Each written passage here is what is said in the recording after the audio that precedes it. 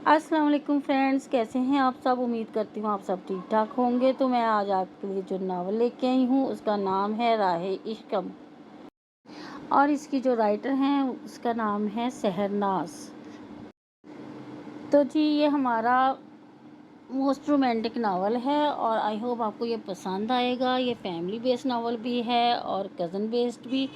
तो चलें जी, अगर आपको ये नावल मेरा पसंद आए तो आप मेरी इस वीडियो को लाइक एंड शेयर कर दीजिएगा और मेरे चैनल को भी सब्सक्राइब कर दीजिएगा। तो चलिए जी नावल स्टार्ट करते हैं। अस्मत आरा अपने कमरे में से काफ़ी देर से मिनाल को, जो एक कोने में लॉन में बैठी थी, उसे गौर से देख रही थी। वो बिल्कुल चुपचाप बैठी हुई थी। कभी ये घर उसकी हंसी से गूंजता था और कोई पल ऐसा नहीं होता था जब वो हंसती मुस्कुराती ना नज़र आती। वो बचपन से जितनी ज़हीन थी उतनी ही शरारती भी थी और सोने पे सुहागा के सबकी आंखों का तारा थी। ख़ास तौर पर तायाबा से तो उसकी गाड़ी सुनती थी। उन दोनों में बड़ी दोस्ती थी। उसके दोनों ताया की बड़ी ख्वाहिश थी कि उनके यहाँ भी कोई बेटी होती, लेकिन वो दोनों इस आदत से महरूम थे क्योंकि उनके बड़े ताया के 2 बेटे थे, सिकंदर और बख्त, और छोटे ताया के 3 बेटे थे, फरहान, नोमान और कासिम। अलबत्ता उसके तीसरे ताया के 2 बच्चे थे, ज़ियान और ज़ायशा, लेकिन वो यहाँ रहते ही ना थे और उनके मुतालिक बच्चों के सामने कोई बात भी ना करता था। इसलिए सब इस बात से अनजान थे कि वो यहाँ से क्यों गए हैं। और बाकी बची मिनाल, तो वो अपने बाबा रहीम मुराद और आमना की आंखों का तारा थी क्योंकि वो उनकी इकलौती औलाद थी और उसके बाद डॉक्टर ने उन्हें बता दिया था कि आज के बाद वो कभी माँ नहीं बन सकती, तो इसलिए भी वो सारे घर की लाडली थी। लेकिन सबसे ज़्यादा मोहब्बत उसे उसके बड़े ताया शफीक मुराद और उनकी बेगम आयशा खातून ने ही दी थी।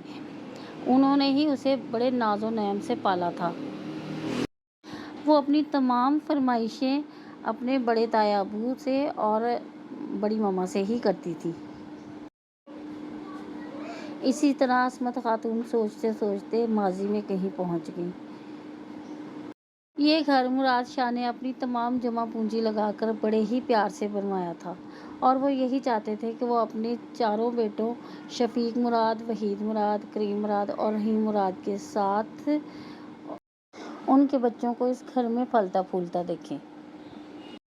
जब उनके बड़े बेटे ने अपनी तालीम मुकम्मल की तो उन्होंने उसकी शादी अपने गहरे दोस्त की बेटी आयशा से कर दी। उन्हें अपने इस दोस्त के घर का रख रखाव और तरीका सलीका बहुत पसंद था और वो शुरू से आयशा को अपनी बेटी मानते थे और उनकी शुरू से यही ख्वाहिश थी कि वो आयशा को अपने घर की बहू बनाएंगे और उन्होंने फ़ौरन अपनी इस ख्वाहिश को अमली जामा पहना दिया। आयशा भी उनके घर आकर उन्हीं में रच बस गई और उसने बड़ी ही मोहब्बत से तमाम घर को अपना बना लिया। इसी तरह उन्होंने अपने दूसरे बेटे वहीद मुराद की शादी अपनी भांजी फातिमा से कर दी। वो भी एक सुलझी हुई लड़की थी। उसने भी इस घर में आकर आयशा की तकलीद की और जैसे आयशा इस घर में रच बस गई थी वो भी उसी तरह सबके साथ प्यार और मोहब्बत से रहने लगी। मुराद शाह ने अपने छोटे बेटे रहीम मुराद की शादी आमना से तय कर दी, जो कि आयशा की बहन थी। चाहते तो वो ये थे कि आमना की शादी करीम मुराद से होती, लेकिन क्योंकि करीम मुराद अभी पढ़ रहे थे इसलिए उन्होंने आमना की शादी रहीम मुराद से कर दी और वो दोनों भी बहुत हंसी खुशी अपनी ज़िंदगी गुजार रहे थे। लेकिन मसला तो तब खड़ा हुआ जब करीम मुराद ने तालीम के दौरान ही फारिया को अपनी ज़िंदगी में शामिल करने का फ़ैसला किया और उसने अपने घर में अपने माँ बाप को अपने इस फ़ैसले से आगाह कर दिया। मुराद शाह और उनकी बेगम अस्मत आरा को कोई एतराज़ तो ना था, बस एक खटका सा था। उन्होंने फ़ैसला किया कि वो फारिया के वालिदैन से मिलेंगे और जब मुराद शाह अपनी बेगम अस्मत आरा और दोनों बड़े बेटे शफीक मुराद और वहीद मुराद के साथ फारिया के यहाँ पहुँचे تو وہ وہاں کا ماحول دیکھ کر ہی دنگ رہ گئے۔ وہ صبح 11 بجے ان کے ہاں گئے تھے۔ وہ نماز روزے کے پابند عبادت گزار لوگ تھے۔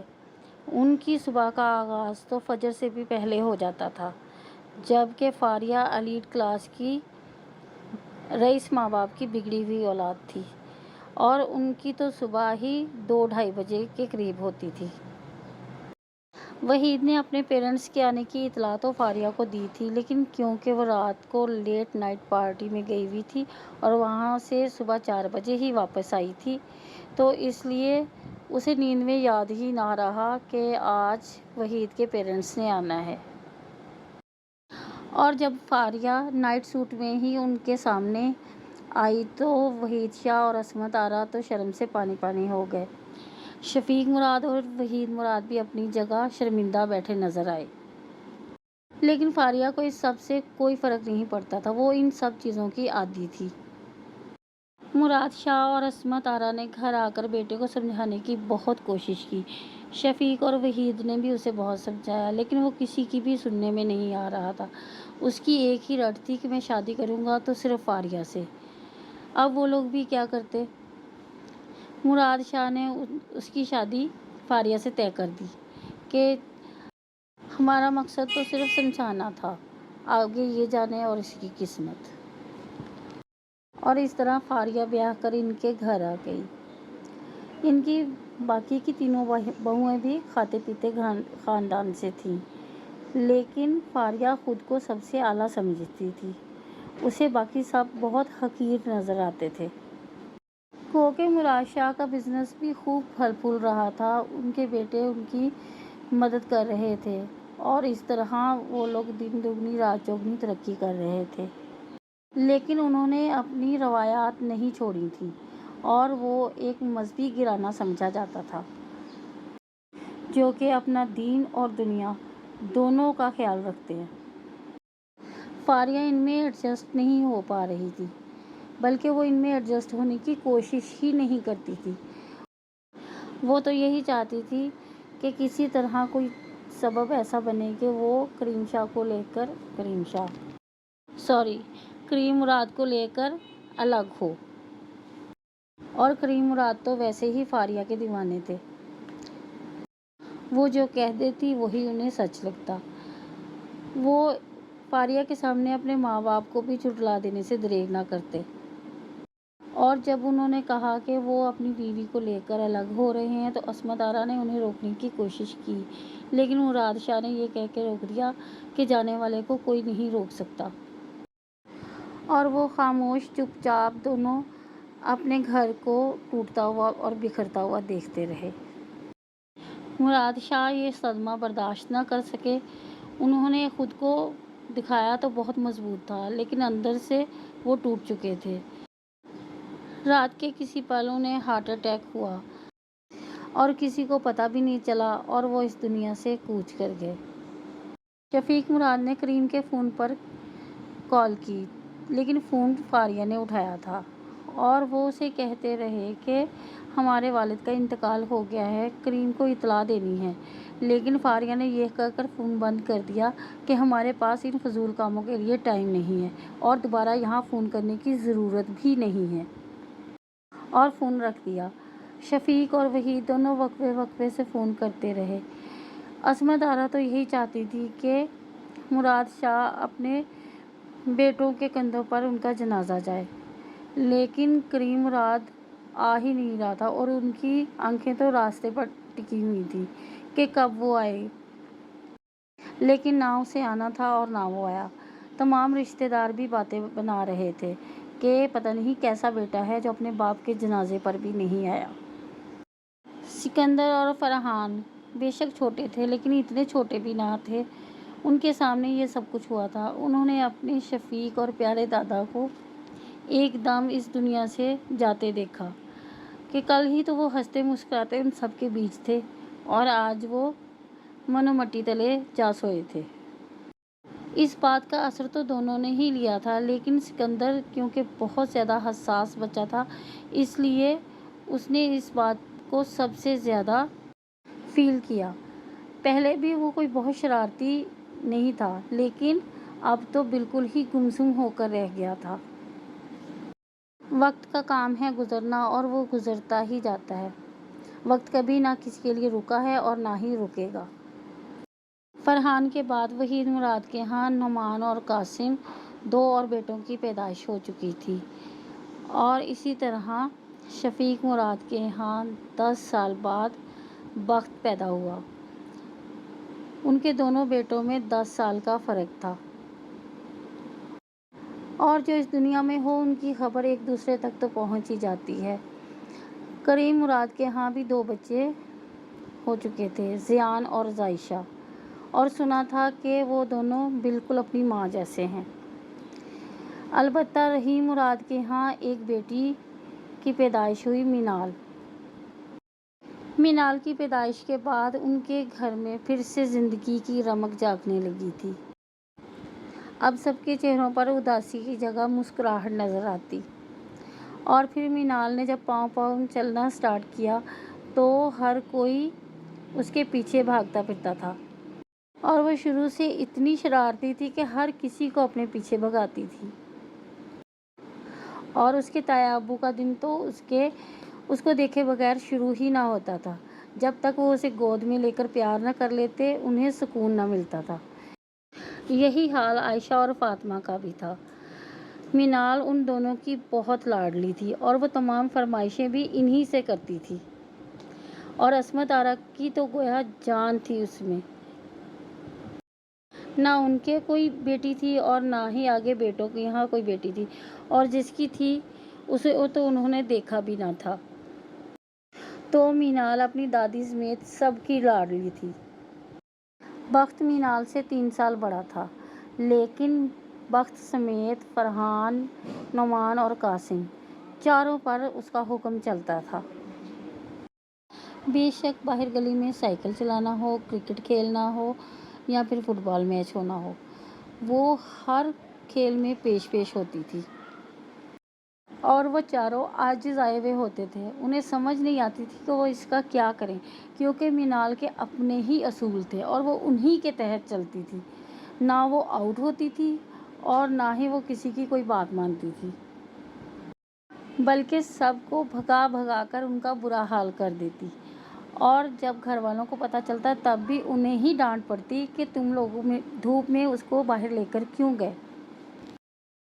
اور مینال سب کے سامنے اتنی معصوم بچی بن جاتی کہ جیسے اسے تو بات کرنی ہی نہیں آتی، اور جیسا یہ سب کہتے ہیں وہ تو ویسا ہی کرتی ہے۔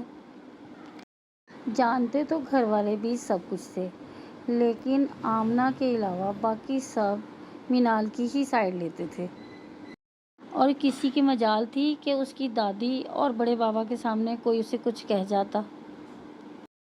اس کے اور اس کے بڑے بابا کے تو الگ ہی پروگرام بنتے تھے، کیونکہ سکندر نے تمام بزنس سنبھال لیا تھا اور وہ بے فکر ہو کر ریٹائرمنٹ کی لائف گزار رہے تھے۔ ہاں البتہ کبھی کبھی آفس چلے جایا کرتے تھے، اور آفس کو وحید اور رحیم ہی دیکھتے تھے، اور سکندر ان کا پورا ساتھ دیتا تھا۔ لیکن جب سکندر نے اپنے بابا کے سامنے یہ خواہش ظاہر کی کہ وہ فارن میں پڑھنے جانا چاہتا ہے تو شفیق مراد ایک دم سے چپ کر گئے تھے، اور عصمت آرا بھی کچھ بول نہ پائی تھی۔ سکندر سب سمجھتا تھا، اور اس نے ان سے وعدہ کیا تھا کہ وہ کسی لڑکی کے چکر میں نہیں پڑے گا، اور مزید یہ کہ وہ اپنے تایا کریم مراد جیسا ہرگز نہیں ہے، اور نہ ہی وہ کوئی دوسری فاریہ اس گھر میں آنے دے گا۔ اس نے تمام گھر والوں کو منا لیا تھا، لیکن عائشہ خاتون کیا کرتی اپنے دل کا، جو مان کے ہی نہیں دے رہا تھا۔ وہ ان کی پہلی اولاد تھا، اور 10 سال تک اکلوتی بھی۔ انہوں نے اسے بڑے ہی لاڈ سے پالا تھا، اور اس کے بغیر تو وہ 1 منٹ بھی نہیں رہ سکتی تھی، کجا کے اتنے سال وہ اس کے بغیر کیسے گزارتی۔ لیکن جیسے تیسے کر کے انہوں نے اپنے دل کو سمجھا ہی لیا، اور پھر سکندر پڑھنے کے لیے کینیڈا چلے گئے۔ तो गाइस प्लीज़ आप इस शोर शराबे को इग्नोर कर दीजिएगा। छुट्टियों के दिन है और दोपहर को वैसे ही बच्चों ने शोर डाला हुआ होता है और वही शोर हमारी गली से भी आ रहा है। तो चलें जी आगे नावल स्टार्ट करते हैं। जब सिकंदर बाहर पढ़ने गया तो तब मीनाल 4th क्लास में थी और बिल्कुल ही छोटी सी बच्ची थी। लाड तो सिकंदर भी उसके बहुत उठाता था, हाँ, मगर दूसरों की तरह उसके रोब में नहीं आता था, क्योंकि बड़ा था तो अपना हुक्म चलाता था। हुक्म भी क्या, बस कोशिश करता था कि मीनाल उसकी बात मान ले, जिस पर कभी वो उसकी बात मान लेती और कभी अपनी चला लेती। तो जमा खर्च का हासिल वसूल ये कि सिकंदर ने भी उसके खूब लाड उठाए थे और उसे कंधों पर बिठाकर खूब लाड उठाए थे। इसी तरह वक्त गुजरता रहा और अब पूरे 8 साल बाद सिकंदर वापस आ रहा था। उसने ना सिर्फ बाहर अपनी तालीम मुकम्मल की थी, बल्कि वो अपने ऑफिस के लिए भी काम करता था। उसने बाहर से कई एक ऑर्डर्स लेकर इन्हें दिए थे और इन्होंने टाइम पर अपना तमाम काम मुकम्मल किया था और इस तरह से इनका बिजनेस इंटरनेशनल लेवल पर भी मुतारिफ हो चुका था। मीनाल भी अब कॉलेज जाती थी और वो 2nd ईयर की स्टूडेंट थी, लेकिन बचपना उसका वैसे ही कायम था और वो उसी तरह से शरारतें करती फिरती थी सारे घर में और कोई उसे रोकने वाला नहीं था। और अपने चारों कज़न्स पर वो आज भी वैसे ही रौब जमाती थी, क्योंकि वो चारों उसे अपनी छोटी बहन समझते थे और उसके खूब लाड उठाते थे। आज जब वो कॉलेज जाने के लिए तैयार होकर नीचे आई तो उसकी बड़ी मामा पहले ही उसके लिए नाश्ता बना चुकी थी और वो उसकी पसंद के बिल्कुल ऐन मुताबिक था। और नाश्ता देखकर मीनाल तो खुश हो गई। वाह बड़ी मामा, आपने आज मेरी पसंद का नाश्ता बनाया है, so sweet of you.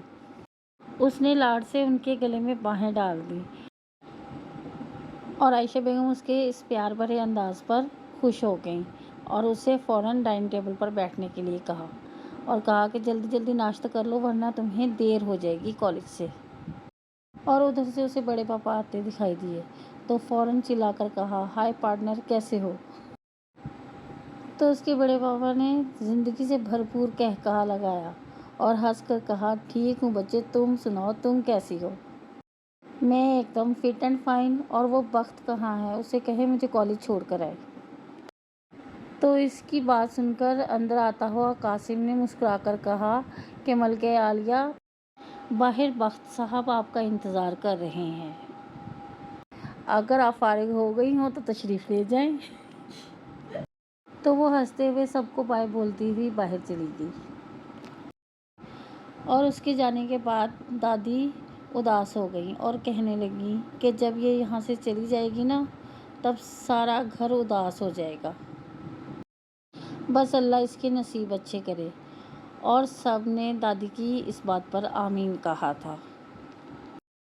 College जाकर भी उसका कोई ख़ास दिल नहीं लग रहा था, क्योंकि आज उसकी बेस्ट फ्रेंड सोबिया ने छुट्टी कर ली थी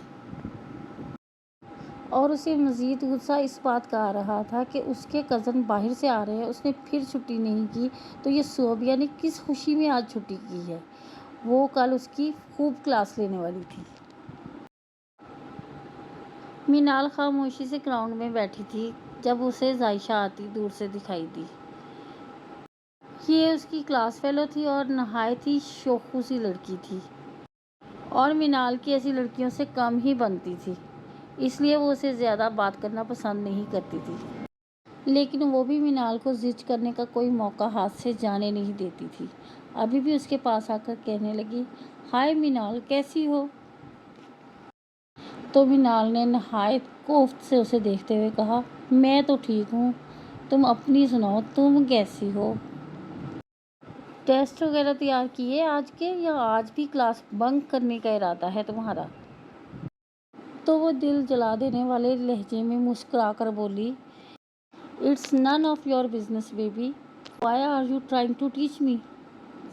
उधर सिकंदर का जहाज़ लैंड कर चुका था اور تمام مرد حضرات کے علاوہ ساری بچہ پارٹی، جو کہ اب بچے تو نہ رہے تھے لیکن کہلائے بچے ہی جاتے تھے، ماں سوائے مینال کے ایئرپورٹ سکندر کو ریسیو کرنے گئے تھے۔ سبھی بڑے جوش سے سکندر سے ملے اور سکندر کی خوشی بھی دیدنی تھی۔ فرحان اور سکندر میں کیونکہ اتنا ایج ڈفرینس نہیں تھا، اس لیے ان دونوں میں دوستی بھی تھی اور واٹس ایپ پر بھی بات چیت ہوتی رہتی تھی، اور وہ دونوں ایک دوسرے سے کوئی بات نہیں چھپاتے تھے، بلکہ اپنی زندگی کی تمام چیزیں اور کسی سے نہیں لیکن ایک دوسرے سے ضرور شیئر کرتے تھے۔ وہ آج بہت خوش تھا، وہ سب سے بہت پیار سے ملا، اور جب عائشہ خاتون اس کے سامنے آئیں اور اس کے گلے لگ کر کافی دیر تک روتی رہیں اور وہ انہیں چپ کراتا رہا، اور پھر اس وعدے کے ساتھ اس کی خلاصی ہوئی کہ اب وہ کہیں نہیں جائے گا۔ عصمت آرا خاتون بھی اپنے پوتے سے بہت محبت سے ملی۔ سکندر انہیں ویسے بھی بہت پیارا تھا، ایک تو ان کا پہلا پوتا تھا اور پھر اس کی شکل اپنے دادا سے بھی بہت ملتی تھی، اور نہ صرف شکل ملتی تھی، عادتیں بھی بالکل اپنے دادا جیسی تھیں، اس لیے وہ انہیں بہت پیارا تھا۔ البتہ سکندر کو اپنی دادی بہت کمزور لگی، اور وہ جانتا تھا کہ کون سا دکھ انہیں اندر ہی اندر کھائے جا رہا ہے۔ عصمت آرا اپنے اس بیٹے کے خالی پورشن کو کئی دفعہ حسرت بھری نظروں سے دیکھا کرتی تھی اور سوچتی تھی کیا کبھی ایسا دن بھی آئے گا کہ ان کا وہ بیٹا کبھی بھولے سے لوٹ آئے اور وہ بھی یہاں آ کر آباد ہو، اور وہ ان کے بچوں کو بھی اپنے سامنے ہنستے مسکراتے دیکھ سکے۔ وہ تو اپنی ہر نماز میں اپنے اللہ سے یہی مانگتی تھی کہ ان کا بیٹا لوٹ آئے، مگر پتہ نہیں یہ دعا کبھی قبول بھی ہونی تھی یا نہیں۔ اللہ اللہ کر کے چھٹی کا ٹائم آیا تو مینال نے بھی اللہ کا شکر ادا کیا اور گیٹ سے باہر آ کر اپنی گاڑی کی تلاش میں نظریں دوڑائیں، لیکن ابھی اسے کوئی لینے ہی نہیں آیا تھا اور اسے رہ رہ کر غصہ آ رہا تھا۔ وہ پھر سے دوبارہ اندر کالج کے چلی گئی۔ اگر صوبیہ آئی ہوتی تو وہ اس کے ساتھ ہی چلی جاتی، کیونکہ ان کا گھر ایک دوسرے کے قریب تھا، اس لیے جب کوئی اسے لینے نہ آتا تو وہ صوبیہ کے ساتھ چلی جاتی تھی، مگر آج تو اسے یہ سہولت بھی میسر نہ تھی۔ انتظار کے علاوہ اور کوئی چارہ ہی نہیں تھا، سو وہ کالج کے اندر واپس چلی گئی۔ آمنہ جب ظہر کی نماز پڑھ کر نیچے آئی تو اس نے سب کو ہنستا مسکراتا باتوں میں مصروف دیکھا، لیکن جب انہیں کہیں بھی مینال نظر نہ آئی تو انہوں نے رحیم صاحب سے پوچھا کہ مینال کہاں ہے، آئی نہیں ابھی کالج سے؟ تو سب کے اوزان خطا ہو گئے کہ مینال کو لانا تو کسی کو یاد ہی نہیں رہا، اور بخت کو تو اپنی زندگی کے لالے پڑ گئے تھے، کیونکہ سب سے زیادہ کلاس اسی کی لگنے والی تھی، کیونکہ مینال کے پک اینڈ ڈراپ کی ذمہ داری جو تھی وہ بخت کی تھی کہ اسی نے اسے کالج ڈراپ کرنا تھا اور اسی نے پک کرنا تھا، اس لیے اب اس کی سانس اٹکی ہوئی تھی کہ وہ کیا کرے۔ اس نے فوراً کیز اٹھائیں اور باہر کی طرف دوڑ لگا دی، اور اللہ اللہ کر کے 20 منٹ کا سفر اس نے 10 منٹ میں طے کیا اور کالج پہنچا، لیکن مینال کا وہاں پر رو رو کر برا حال ہو چکا تھا۔ ٹیچر نے الگ اس کی کلاس لگائی کہ تمہیں لینے ابھی تک کیوں نہیں آئے، اور چوکیدار الگ پریشان بیٹھا تھا۔ 1:30 بجے ان کے کالج کی چھٹی ہو جاتی تھی اور آج 4 بج گئے تھے اور ابھی تک کوئی نہ آیا تھا۔ اس نے گھر کے لینڈ لائن نمبر پر کالز بھی کیں لیکن کسی نے فون بھی نہیں اٹھایا، اس لیے اسے مزید غصہ آ رہا تھا اور غصے کے ساتھ ساتھ رونا بھی آ رہا تھا۔ جب بخت کالج پہنچا تو سب سے پہلے تو اس کی کلاس ٹیچر نے لی کہ تم اتنی لیٹ کیوں آئے ہو، تم لوگوں کو کوئی رسپانسبلٹی کا خیال نہیں ہے کہ یہ تمہاری ذمہ داری ہے، اب اگر یہاں پر کچھ ایسا ویسا ہو جاتا تو پھر تم لوگوں نے روتے پھرنا تھا کہ ایسا کیوں ہو گیا ویسا کیوں ہو گیا، لیکن پہلے تم لوگ خود ہی خیال نہیں کرتے ہو۔ یہ ٹیچر تھی بھی کچھ سخت مزاج، اور کچھ انہیں بخت پر غصہ بھی زیادہ آ رہا تھا کہ کوئی کیسے اپنی بچی کو اس طرح کالج لینے آنا بھول سکتا ہے۔ اور بخت نے نہایت ادب سے سر جھکا کر ان کی ساری باتیں خاموشی سے سنی تھی، اور جلدی گلو خلاصی ہونے پر اللہ کا شکر ادا کیا تھا۔ جیسے ہی وہ مینال کو لے کر باہر نکلا تو گارڈ اسے الگ گھور گھور کر دیکھ رہا تھا۔ اس کے گھورنے کا تو بخت نے زیادہ نوٹس نہیں لیا، اور فوراً جا کر گاڑی کا دروازہ کھول کر مینال کو گاڑی میں بٹھایا، لیکن مینال بھی اسے غصے سے دیکھ رہی تھی۔ گاڑی میں بیٹھ کر پہلے تو بخت نے سکون کا سانس لیا، اور پھر پانی کی بوتل مینال کی طرف بڑھائی کہ یہ لو پانی پی لو، جسے مینال نے غصے سے اس کی طرف دوبارہ پھینک دیا اور کہنے لگی کہ مجھے تمہارے ہاتھ سے پانی بھی نہیں چاہیے اب۔ کہاں مر گئے تھے تم، ذرا بتاؤ تو مجھے۔ تو بخت نے کچھ شرمندہ لہجے میں کہا، یار تمہیں پتہ تو ہے آج 10 سال بعد میرا اپنا سگا اکلوتا بھائی واپس آیا ہے، تو ظاہر ہے ان کی محبت میں تھوڑا سا میں تمہیں بھول گیا۔ تم صرف مجھے ہی نہیں بھولے، لگتا ہے تمہاری یادداشت بھی چلی گئی ہے۔ 10 سال بعد نہیں، سکندر 8 سال بعد واپس آئے ہیں۔ چلیں جی 8 سال بعد ہی صحیح، میں اپنی تمام غلطیاں تسلیم کرتا ہوں، اب مجھے معافی ملے گی؟ یہ تو تم گھر چلو نا ذرا، بڑے پاپا سے تمہاری خوب پٹائی کرواؤں گی، اور تائی اماں سے بھی تمہیں ڈانٹ پڑواؤں گی، پھر تمہیں پتہ چلے گا۔ ابھی تھوڑی بے عزتی ہو گئی ہے، اور کوئی کسر باقی ہے جو تم نے مزید میری بے عزتی کروانی ہے؟ اپنے بھائی پر رحم کرو، باقی بھی 3 موجود ہیں، ان کی بھی ذرا کلاس لے لینا، وہ بھی میرے ساتھ ہی تھے۔ لیکن یہ ان کی ڈیوٹی تو نہیں ہے نا، مجھے لے جانے کی ڈیوٹی تو تمہاری ہے، تو میں تم ہی سے پوچھوں گی۔ اچھا نا، چلو پیاری بہنا، لڑائی معاف کرو، اللہ میاں کا گھر صاف کرو، اب بس دوستی ہو گئی ہماری، کوئی لڑائی نہیں ہے۔ اچھا چلو بعد میں گھر چلیں گے، پہلے میں تمہیں تمہاری فیوریٹ آئس کریم کھلاتا ہوں۔ اور آئس کریم کے نام پر تو مینال سے بے شک قتل بھی معاف کروا لو، وہ کرنے کو تیار تھی۔ فوراً مان کر کہنے لگی، میں 2 لوں گی۔ اچھا، لیکن میرا ارادہ تو تمہیں 4 دلوانے کا تھا۔ جی نہیں، زیادہ لالچ بھی اچھی بات نہیں ہے، مجھے اپنا گلا خراب کروانے کا کوئی شوق نہیں ہے۔ اور پھر وہ دونوں گاڑی سے اتر کر آئس کریم پارلر چلے گئے، جہاں پر مینال نے آئس کریم کھائی، اور پھر اس کے بعد وہ دونوں گھر پہنچے۔ جب مینال گھر پہنچی تو سبھی اس کے انتظار میں بہت پریشان بیٹھے تھے۔ مینال بھاگ کر اپنی دادی ماں کے گلے لگی اور پھوٹ پھوٹ کر رونے لگ پڑی، اور کہنے لگی، دادی ماں، بخت نے مجھے وہیں پر کالج میں اکیلے چھوڑ دیا، اور میں وہاں پر اکیلی تھی، وہاں پر اور کوئی بھی نہیں تھا، صرف ایک ٹیچر تھی جو مجھے بار بار ڈانٹی جا رہی تھی۔ اور سب خشمگین نظروں سے بخت کو دیکھے جا رہے تھے۔ تو اس پر بخت نے چڑ کر کہا، کیا سب مجھے ہی گھورے جا رہے ہیں؟ بھائی میں اکیلا تو نہیں بھولا، سارا گھر ہی بھول گیا تھا اسے، اب سب اچھے بن رہے ہیں اور مجھے بیچ میں برا بنا رہے ہیں۔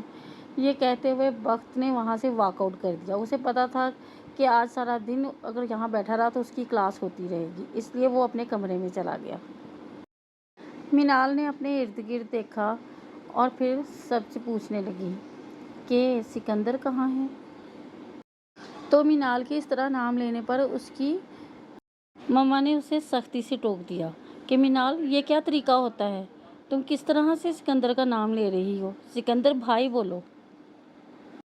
لیں تو اس میں نیا کیا ہے، میں تو سبھی کے نام لیتی ہوں۔ کیوں بڑے پاپا، میں نے کچھ غلط کہا ہے کیا؟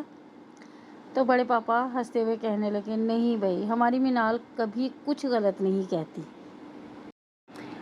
تو آپ کی بیٹی ایسا کچھ صحیح بھی نہیں کہہ رہی بابا، آپ کو یہ سوچنا چاہیے کہ لڑکیوں کو اتنی بھی آزادی نہیں دینی چاہیے کہ وہ جو مرضی کرتی پھریں۔ اس آواز پر مینال نے پلٹ کر دیکھا تو سامنے سے ایک نہایت ہی شاندار بندہ सीढ़ियाँ उतर कर उसकी तरफ आ रहा था। वजी तो उसके तमाम कज़न्स थे, लेकिन सिकंदर मुराद पर तो जैसे वजाहत ख़त्म होती थी, और इसकी पर्सनैलिटी में एक अलग सा चार्म था कि मिनाल तो देखती ही रह गई। और सिकंदर नहायत क्रोफर से उसके पास से गुजरता हुआ जाकर अपने बाबा के पास सोफे पर बैठ गया। तो मिनाल ने आईब्रो उचकाकर उसकी तरफ देखा और दिल ही दिल में सोचा, इतना एटीट्यूड, और वो भी मिनाल को दिखाया जा रहा है। अब मैं आपको बताऊंगी कि एटीट्यूड किसे कहते हैं। और आज तो बड़ी मामा भी सिकंदर के ही आगे पीछे फिर रही थी और उसकी फरमाइशें पूछ रही थी कि तुम्हारे लिए डिनर में क्या बनाऊं। और मिनाल को ये सब बिल्कुल अच्छा ना लग रहा था। जाहिर है बचपन से सारी अटेंशन सिर्फ उसे मिलती आई थी, और आज कोई और था उसकी जगह जिसे पूछा जा रहा था। पहले कुछ देर तो वो खामोशी से बैठी रही, लेकिन जब उससे ये सब कुछ बर्दाश्त ना हुआ तो वो फरहान, नुमान और कासिम के पास जाकर बैठ गई, जो अपनी खुशगपियों में मसरूफ़ थे, और उनसे कहने लगी कि कहीं बाहर आउटिंग का प्रोग्राम बनाएं। और वो सब तो इसके लिए हमेशा से तैयार रहते थे, बस इजाज़त मिलने की देर होती थी। और उन्होंने झटपट आउटिंग का प्रोग्राम बना लिया और कहने लगे कि चलो कल को छुट्टी भी है और सिकंदर भाई भी आए हुए हैं, तो सारे घर वाले मिलकर जाएंगे और खूब मज़ा करेंगे। लेकिन इस दफ़ा नया ये होगा कि दादी माँ भी हमारे साथ जाएंगी। वो हमेशा ही घर पर रुक जाती हैं, लेकिन इस दफ़ा ऐसा नहीं होगा। हम सारी फैमिली जाएंगे पिकनिक मनाने के लिए। तो चलिए जी, इसके साथ ही हम अपने इस प्यारे से नावल की फर्स्ट एपिसोड का एंड करते हैं। तो अगर आपको मेरे इस नावल की एपिसोड पसंद आई हो, जो कि आई एम डैम श्योर आपको पसंद आई होगी, तो आप मेरी इस वीडियो को लाइक एंड शेयर कर दीजिएगा और मेरे चैनल को भी सब्सक्राइब कर दीजिएगा, ताकि आप इस तरह की तमाम एपिसोड्स इस नावल की देख सकें, सुन सकें, क्योंकि इसमें देखने वाला तो काम नहीं है ना, सुनने वाला काम है, तो सुन सकें। और प्लीज़ कमेंट बॉक्स में जाकर अच्छे अच्छे कमेंट्स भी कर दीजिएगा। तो चलें जी, लाइक शेयर एंड सब्सक्राइब कर दीजिएगा और दुआओं में याद रखिएगा। मिलते हैं फिर कल इसी नावल की सेकंड एपिसोड के साथ। फ़ी अमानिल्लाह।